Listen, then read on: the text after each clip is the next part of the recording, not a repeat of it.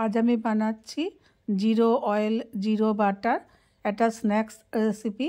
এই স্ন্যাক্সটি আপনারা ব্রেকফাস্ট বা টিফিনে ব্যবহার করতে পারেন, বা বাচ্চাদের লাঞ্চে দিতে পারেন, অফিস লাঞ্চে নিজেরাও নিতে পারেন, বা অন্যদেরও দিতে পারেন।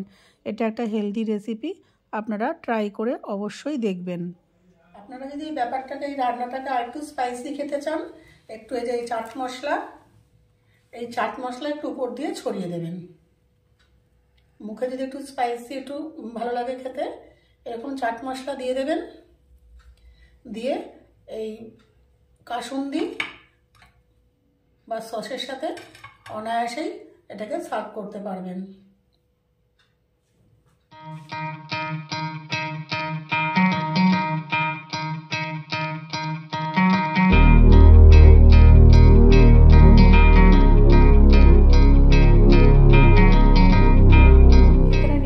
গাজর, ফ্রেঞ্চ বিনস আর কড়াইশুঁটি, এটাকে আমি এই দুটোকে আমি একদম ফাইন চপ করে কুচি করে নেব, আর কড়াইশুঁটিকে ছাড়িয়ে নেব।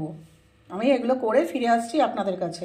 আমি এখানে গাজরটাকে একদম ফাইন চপ করে নিয়েছি, বিনসকেও ফাইন চপ করে নিয়েছি, কড়াইশুঁটিকেও আমি ফাইন চপ করে নিয়েছি। আপনারা যদি এরকম ফাইন চপ না করেন, তাহলে মানে অল্প একটু যদি ছোটো ছোটো করে কাটেন, কেটে একটুখানি ভাপিয়ে নেবেন, একটু বয়েল করিয়ে নেবেন বা একটু সেদ্ধ করে নেবেন। যদি এরকম ফাইন চপ না করেন, তাহলে এটাকে একটু সেদ্ধ করে নেবেন। আমি এখানে গাজরটা চপ করেছি, বিনস আর মটরশুঁটি, এটাকে আমি পাশে সরিয়ে রাখছি। নিয়ে নিলাম একটা বোল। আচ্ছা, আমি নিয়ে নিয়েছি একটু চিড়ে, এই যে চিড়ে, যেটাকে পোহা বলে, এই চিড়ে, এটাকে আমি একটু জলে ধুয়ে নেব।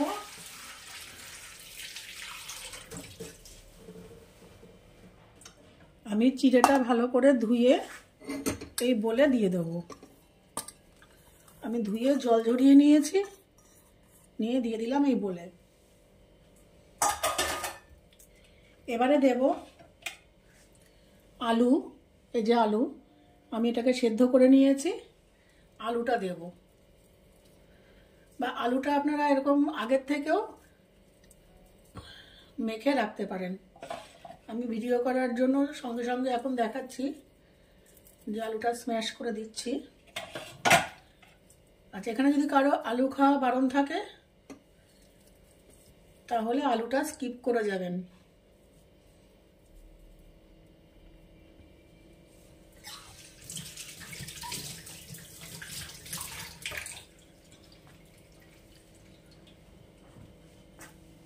এই যে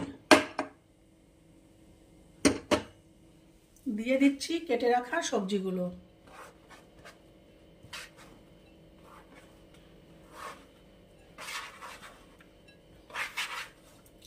এটা একটা হেলদি ফুড, আপনারা এটা সকালে সন্ধ্যায় অনায়াসে দিতে পারেন, খেতে পারেন, বানাতে পারেন, নিজেরাও খেতে পারেন, বাড়ির লোক সবাইকেই এটা দিতে পারেন।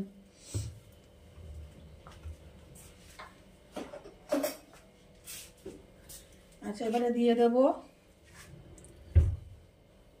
ধনে পাতা কুচি, পেঁয়াজ কুচি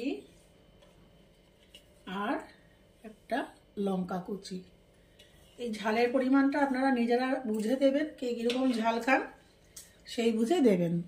এরপরে দিয়ে দেব স্বাদ অনুযায়ী পরিমাণ মতো লবণ। এরপরে মেশাবো এই যে আমি একটু চিনে বাদাম, যেটাকে বলি আমরা নর্মাল যে পিনাট, এই পিনাট, এটাকে আমি একটুখানি ক্রাশ করে নিয়েছি, মানে একটুখানি কুটে একটু ভেঙে নিয়েছি আধা আধা করে।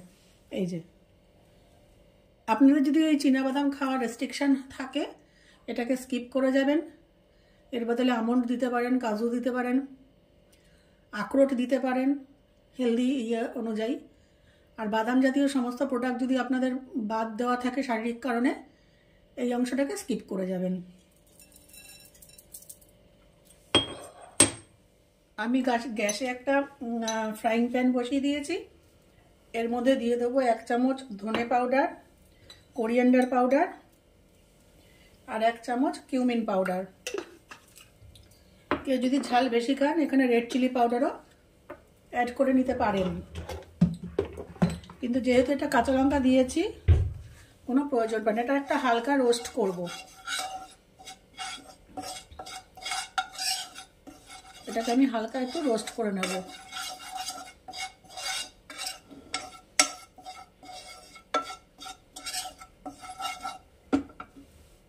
হয়ে গেছে, এর থেকে বেশি আমার রোস্ট করার দরকার নেই। এবারে আমি এর মধ্যে দিয়ে দেবো এই যে আমি রোস্ট করে রাখলাম যে মশলাটা, যেটা রোস্ট করলাম, roasted cumin and coriander powder, মানে ধনে গুঁড়ো আর জিরে গুঁড়ো একটু হালকা আঁচে ভেজে নিয়েছি, তারপর আমি এটা দিলাম। আচ্ছা, এরপরে দিয়ে দেবো টক দই। এটা আপনারা আপনাদের স্বাদ অনুযায়ী দিতে পারেন। টক দই খাওয়া খুবই ভালো। আমি আবার দিয়ে দিলাম, আমি যেটুকু রেখেছি 5-6 চামচ দিয়ে দিলাম। দিয়ে আমি এটাকে ভালো করে মেখে নেব, একদম খুব সুন্দর করে এরকম করে মেখে নেব। আমি মেখে ফিরে আসছি আপনাদের কাছে। আমি এটাকে মেখে ফিরে এসছি আপনাদের কাছে। আমার রান্নাঘরের জায়গাটা না খুব ছোট, সেই জন্য এরকম মাখামাখিগুলো আমি অন ক্যামেরা করতে পারি না। সেই জন্য আপনাদের কাছে ক্ষমা চেয়ে নিচ্ছি যে এই ব্যাপারগুলো আমি অন ক্যামেরা দেখাতে পারি না, এত জায়গা ছোট, পারি না। আচ্ছা, হয়ে গেছে। এইবারে আমি এরকম করে, যেরকম টিকিয়া শেপটা দেখুন যার যার পছন্দ মতন, তবে একটু চ্যাপটা চ্যাপটা করে নেবো। এরকম করে আমি সব প্লেটে আগের থেকে এরকম প্লেটে তৈরি করে রাখবো। এগুলো আমি তৈরি করে আবার ফিরে আসছি আপনাদের কাছে। আপনারা ছোট করতে পারেন, বড় করতে পারেন, শেপ আপনারা যেমন খুশি দিতে পারেন। এই যে এরকম করে আমি সবকটা রেডি করে আপনাদের কাছে ফিরে আসছি। আমি সবকটা বড়ার আকারে গড়ে নিয়ে ফিরে আসছি। এবারে আমি একটা প্যান বসাবো, ফ্রাইং প্যান।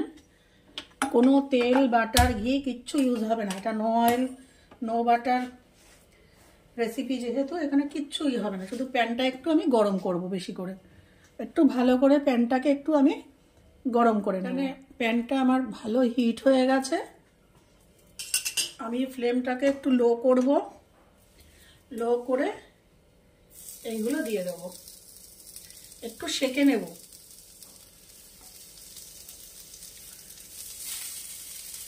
বেশি নাড়াচাড়া করব না, আর এখানে তো কোনো তেল নেই। আচ্ছা, এটা দেবো না, তার দিলে বেশি হয়ে যাবে। ব্যাস, এইবারে আমি কি করব, ঢাকনা চাপা দিয়ে দেবো মিনিট 2-3। ঢাকনা চাপা দিয়ে আমি আবার ফিরে আসছি, মিনিট 2-3 পর আবার ফিরে আসছি।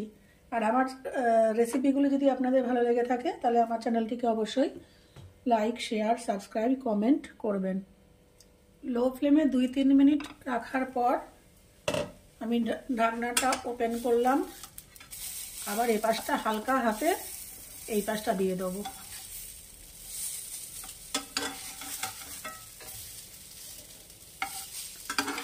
এটা যদি আমি হাই ফ্লেমে করতে যাই বা হাই হিটে করতে যাই পুড়ে যাবে কিন্তু, সেই জন্য এটাকে একদম লো ফ্লেমে সেঁকে নিতে হবে। জাস্ট একটু সেঁকে নেব, এপিট এপিট একটু সেঁকে নেব জাস্ট। আপনারা ইচ্ছা করলে এর মধ্যে ক্যাপসিকামও ব্যবহার করতে পারেন, বেল পেপার একদম ফাইন চপ করে, চপারে ফাইন চপ করে সেইটাও ব্যবহার করতে পারেন। আমার 2-3 মিনিট দুই পাশ ভালো করে সেঁকা হয়ে গেছে। এবার এটাকে আমি হালকা করে তুলে নেব, একদম হালকা হাতে তুলে নেব। এই যে এটা আপনারা এভাবে ডাইরেক্টও খেতে পারেন। পরবর্তী স্টেপে আমি দেখিয়ে দিয়েছি এটা আরও কিভাবে আপনারা ইউজ করতে পারেন। এই খুব সুন্দরভাবে উঠে যাচ্ছে। দুটো একটা করে আপনারা এভাবে ভেজে নেবেন, একটু সেঁকে নেবেন জাস্ট। এরপরে আসছি আমি পরের প্রসেসে।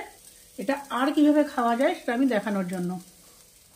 সব টিকাগুলো আমি ভেজে তুলে নিয়েছি, এই যে এরকম করে করে নিয়েছি। এবারে আরেকটা প্রসেস দেখাচ্ছি। আপনারা এরকম ব্রেড নিয়ে নেবেন। যদি মনে করেন ব্রেডের এই ধারগুলো এজেসগুলো কেটে নেবেন কাঁচি দিয়ে, তাও করতে পারেন, নাহলে নর্মাল এরকম থাকতেই পারে, কোনো অসুবিধা নেই। প্যান এখানে আমার গরম হচ্ছে, আমি ওই প্যানটাই ব্যবহার করছি, আর কোনো নতুন প্যান দেইনি। এবার এখান থেকে আমি একটা এরকম নিয়ে নেব, একটা টিকিয়া টাইপের, এটা নিয়ে এরকম বসিয়ে দেবো। এটাকে যদি আরও ভারী ফুড হিসাবে ব্যবহার করতে চান, বা অফিস কাছারি নিয়ে যাচ্ছেন, অনেকক্ষণ আপনার খেয়ে থাকতে হবে, বা বাচ্চাদের টিফিনে, এই হয়ে গেল, দিয়ে দিলাম। এবারে হালকাভাবে এটা আমি সেঁকে নেব। মিনিট খানেক পর আমি ফিরে এসেছি। এই যে আবার এরকম পাল্টে আমি পরের পিঠটা সেঁকে নেব। এটা আপনারা যে কিছুর সাথে আপনারা একটা সার্কেল সস সাথে যদি দিয়ে দেন, একটুখানি ছোটো কৌটো করে, পাশে প্লেটে একটা ছোটো বাটিতে সস দিয়ে দিতে পারেন। যে কোনোভাবে এটাকে আপনারা ইউজ করতে পারেন, যে কোনোভাবে নির্ভয়ে নিশ্চিন্তে খেতে পারেন। এই যে